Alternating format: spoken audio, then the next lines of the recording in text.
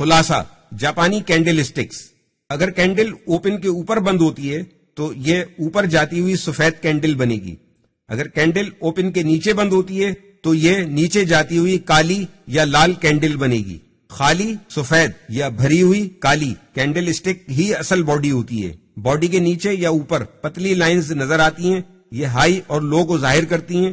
ان کو شیڈوز بھی کہا جاتا ہے. اپر شیڈوز کا سب سے اوپر والا پوائنٹ ہائی ہوتا ہے. لوور شیڈوز یعنی نیچے کی لکیر کا سب سے نیچے والا پوائنٹ لو ہوتا ہے. لمبی باڈی یہ اشارہ دیتی ہے کہ خرید و فروخت کا پریشر بہت زیادہ ہے، یعنی باڈی جتنی زیادہ لمبی ہوگی اتنا ہی خرید و فروخت کا پریشر زیادہ ہوگا. چھوٹی باڈی خرید و فروخت کے دباؤ کے کم ہونے کی نشاندہی کرتی ہے. فوریکس کی مادری زبان میں بلز کا مطلب خریداری، بائرز اور بیئرز کا مطلب فروخت ہوتا ہے.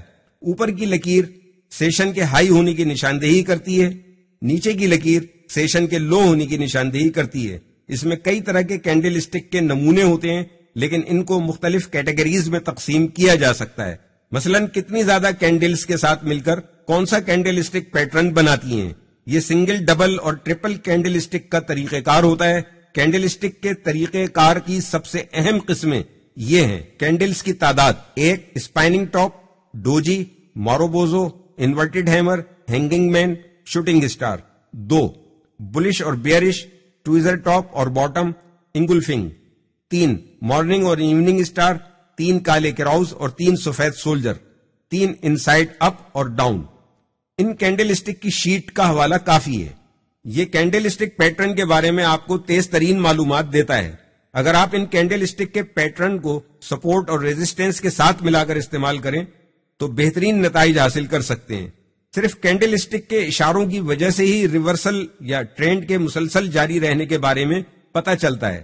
اس کا مطلب یہ ہرگز نہیں کہ یقینی طور پر ایسا ہی ہوگا. آپ کو یقینی طور پر مارکیٹ کی صورتحال کو بھی ذہن میں رکھنا ہوگا اور یہ دیکھنا ہوگا کہ قیمتیں آپ کو کیا بتا رہی ہیں. آپ کو مزید وجوہات بھی تلاش کرنی چاہیے. یہ فوریکس مارکیٹ ہے اور یہاں پر کوئی بھی چیز پتھر پر لکیر نہیں ہوتی.